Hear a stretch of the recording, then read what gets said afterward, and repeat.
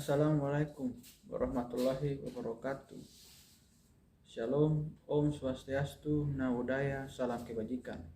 Saya Gerardi Rafael Tasanei, mahasiswa Fakultas Hukum Universitas Patimura, ingin mempresentasikan proposal saya.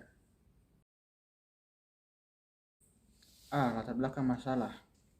Pada proposal saya, latar belakang masalah mengenai keberadaan masyarakat adat, yang dimana masyarakat adat telah diakui dan dijamin dalam Undang-Undang Dasar 1945 pasal 12B ayatnya yang kedua, yaitu negara telah menjamin dan mengakui hak-hak masyarakat adat dan hak-hak tradisionalnya yang sejalan dengan kehidupan dan prinsip negara kesatuan Republik Indonesia.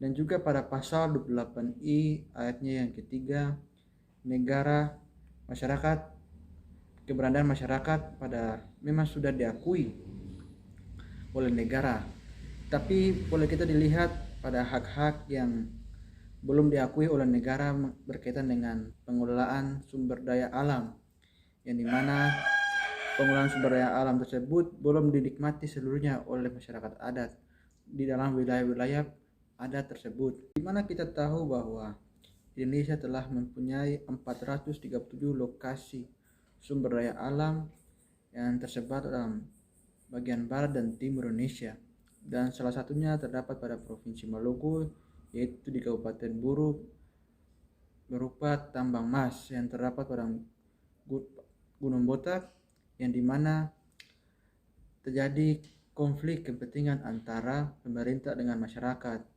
Dan di sisi lain pemerintah ingin menambah devisa negara, tapi di sisi lain tidak ada kepentingan masyarakat adat dalam pengambilan keputusan berupa dalam perjanjian pengelolaan sumber daya alam di lingkungan mereka.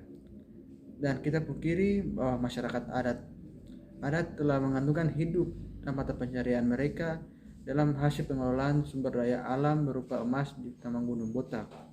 Di dalam pelaksanaannya, masyarakat adat di Pulau Buru sejatinya menggantungkan hidup dan mata pencarian mereka dalam tambang Gunung Botak, dan seiring perkembangan waktu dan proses penambangan sering terjadi intimidasi dari TNI Polri berupa penyisiran secara tiba-tiba yang mengakibatkan proses pertambangan secara tutup sementara, sehingga jika ada TNI atau Polri yang menjaga, maka pertambangan ditutup dan kembali dibuka jika situasi dan kondisi yang aman, jika TNI dan Polri tidak berada di lokasi tersebut. Dan dilihat dari Konvensi International Labour Organization atau disingkat ILO tahun 1986, bahwa ada 12 hak masyarakat adat yang meliputi hak untuk menentukan nasib sendiri, hak untuk setara dengan dalam pemerintahan, hak atas pangan, kesehatan, habitat, dan keamanan ekonomi, hak atas pendidikan, hak atas pekerjaan, hak anak, hak pekerjaan, hak minoritas, masyarakat kaum adat, hak atas tanah, hak atas persamaan, hak atas administrasi pemerintahan yang baik, hak atas pengakuan yang baik. Dan dalam proposal saya juga mengenai latar belakang dan tujuan dari akhir latar belakang ini ialah sinergitas antara pemerintah dan masyarakat adat untuk berupaya membentuk suatu peraturan perda provinsi mengenai teknisi pengelolaan sumber daya emas di Gunung Botak sebagai rujukan pengaturan undang-undang pertambangan di masyarakat adat, dengan masyarakat adat memiliki kebebasan untuk mengelola sebesar-besarnya emas yang terdapat pada Gunung Botak. Dengan timbal balik, masyarakat juga harus berkewajiban membayar pajak dan retribusi kepada negara, demi kehidupan masyarakat adat dan negara juga, dengan manfaat di pengelolaan tambang rakyat tersebut. B. Rumusan masalah. Rumusan masalah pada proposal saya yaitu berdasarkan latar belakang yang tadi saya jabarkan. Ada 2 poin yang penting. Yang pertama, mengkaji perbuatan pentingnya peraturan daerah tentang tambang gunung botak, di mana hak dan kewajiban khususnya masyarakat adat. Yang kedua, apakah pembuatan peraturan pemerintah tentang tambang gunung botak dapat melindungi penambang khususnya masyarakat adat dari intimidasi dan tindak pidana yang sering terjadi. C. Tujuan penelitian. Tujuan penelitian dalam proposal penelitian saya yaitu tujuan penelitian menjadi dua, untuk mengkaji pentingnya pembuatan peraturan daerah untuk tambang gunung botak, dan kedua untuk menjadi studi awal pembuatan tentang pentingnya peraturan pemerintahan tentang tambang gunung botak dalam melindungi penambang khususnya masyarakat adat dari intimidasi dan tindakan pidana yang sering terjadi. D.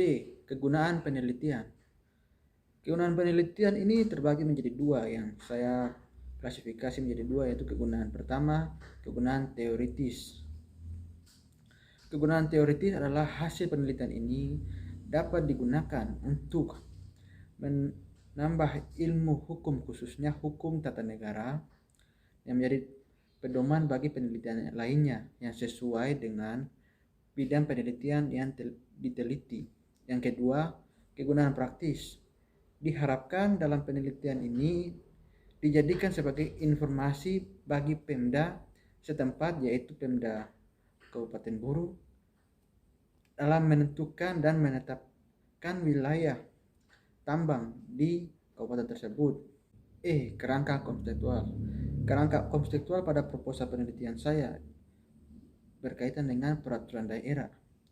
Peraturan daerah yang kita ketahui ialah merupakan peraturan perundang-undangan yang diatur oleh Undang-Undang Nomor 12 Tahun 2011 tentang Peraturan Daerah Kabupaten Kota yang dirancang oleh Dewan Perwakilan Rakyat Daerah Kabupaten Kota, yang dimana peraturan daerah ini yang dikhususkan kepada pemerintah Kabupaten Buru yang diharapkan dirancangkan oleh Dewan Perwakilan Rakyat Daerah Kabupaten Buru beserta dan disetujui oleh kepala pemimpinan daerah, yaitu Bupati Kabupaten Buru. Ya, proposal ini saya ada mengutip dari ahli yang bernama Indra Hartono. Menurut beliau, pembuatan peraturan dan kebijakan memperhatikan 7 hal. Yang pertama, tidak bertentangan dengan peraturan dasar yang mengandung wewenang diskresioner yang dijabarkan. Yang kedua, tidak bertentangan dengan akal sehat. Yang ketiga, persiapan secara cermat dan alternatif yang perlu dipersiapkan. Yang keempat, penjelasan yang cukup mengenai hak dan kewajiban dari warga yang diperkenankan peraturan. Yang kelima, tujuan dasar-dasar menjadi pertimbangan yang ditempuh harus jelas. Keenam, memenuhi syarat kepastian materi, terutama hak-hak warga yang diperkenalkan harus dihormati dan diharapkan warga tidak terabaikan. Yang ketujuh, setiap keputusan yang diambil oleh pemerintah merupakan hak prerogatif dari kepala daerah dalam rangka untuk mempermudah tercapainya tujuan pembangunan, tetapi tak mempunyai batas-batasan tertentu yang telah ditetapkan. Proses pembentukan peraturan daerah.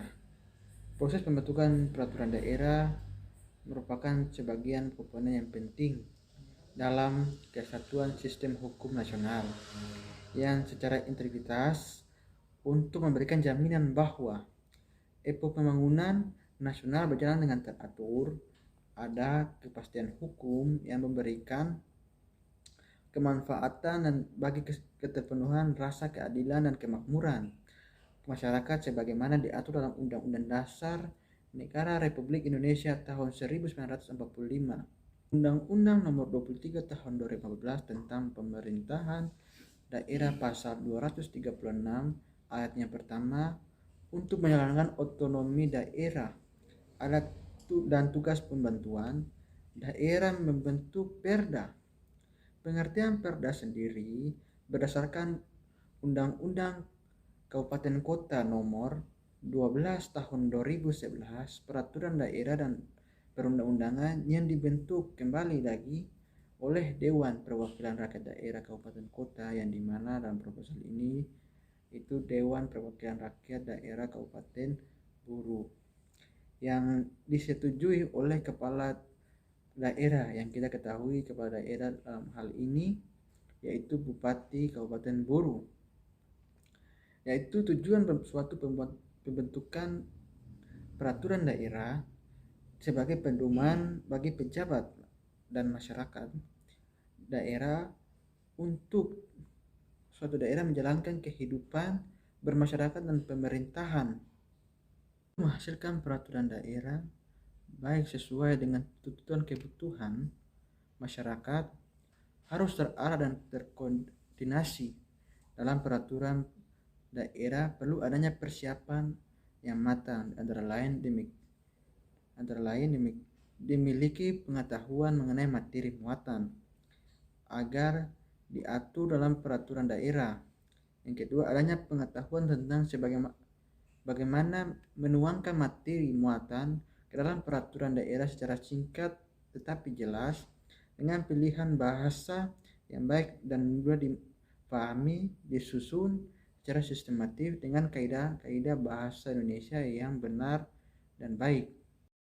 Adapun pembuatan perda yang berdasarkan Undang-Undang Nomor 12 Tahun 2011 dengan pembentukan peraturan perundang-undangan lainnya, yaitu perancangan peraturan daerah kabupaten kota dan peraturan daerah kabupaten kota. Yang kedua, pembahasan dan pengesahan dan penetapan rancangan peraturan daerah dengan istilah Rakpenda, dan yang terakhir, pengundangan peraturan daerah. F. Metode penelitian. Metode penelitian yang saya pakai terbagi dua. Yang pertama, tipe penelitian. Tipe penelitian pada proposal saya ini yaitu tipe empiris, yang berfungsi untuk melihat hukum dalam arti nyata, yang sebagaimana kita bekerja dalam masyarakat. Dengan kata lain, penelitian empiris ini merupakan penelitian yang dilakukan untuk melihat fakta-fakta yang ada dalam suatu masyarakat, dalam masyarakat dan badan hukum dan juga pemerintah. Yang kedua, lokasi penelitian. Lokasi penelitian ini akan saya rencanakan bertempat pada lokasi pertambangan Gunung Botak di Kabupaten Buru. Yang ketiga, populasi, sampel, dan responden. Populasi penelitian ini adalah staf pemerintahan Kabupaten Buru, anggota DPRD Kabupaten Buru, dan masyarakat dan para penambang tambang Gunung Botak Kabupaten Buru. Sedangkan sampel dalam penelitian ini berjumlah 20 orang. 4. Jenis dan sumber data. Jenis dan sumber data yang saya klasifikasi menjadi dua, yaitu data premier. Data premier yang dalam artian diperoleh dari hasil penelitian ini secara langsung dari sumber yang sesuai bidang dengan objek penelitian yang dilakukan secara wawancara. Yang kedua, data sekunder. Data sekunder ini yang bersumber dari penelitian kepustakaan, literatur, dokumen, informasi, media cetak, internet, dan kajian perundang-undangan dengan objek penelitian. Kelima, teknik pengumpulan data. Teknik pengumpulan data digunakan dalam penelitian ini adalah yang pertama, teknik lapangan atau field research. Yang kedua, teknik penelitian kepustakaan, yaitu teknik penelitian yang dilakukan secara mempelajari semua literatur, dokumen-dokumen atau kajian perundang-undangan yang relevan dengan topik penelitian. Yang keenam yaitu analisa data. Data yang diperoleh dari hasil penelitian ini adalah bahan hukum yang kemudian dianalisis secara kualitatif untuk disajikan secara deskriptif. Ya, sekian dan terima kasih. Adapun penyampaian saya yang kurang berkenan dan kurang dimengerti, saya minta maaf. Wassalamualaikum warahmatullahi wabarakatuh. Shalom, Om Swastiastu, Namo Buddhaya, salam kebajikan.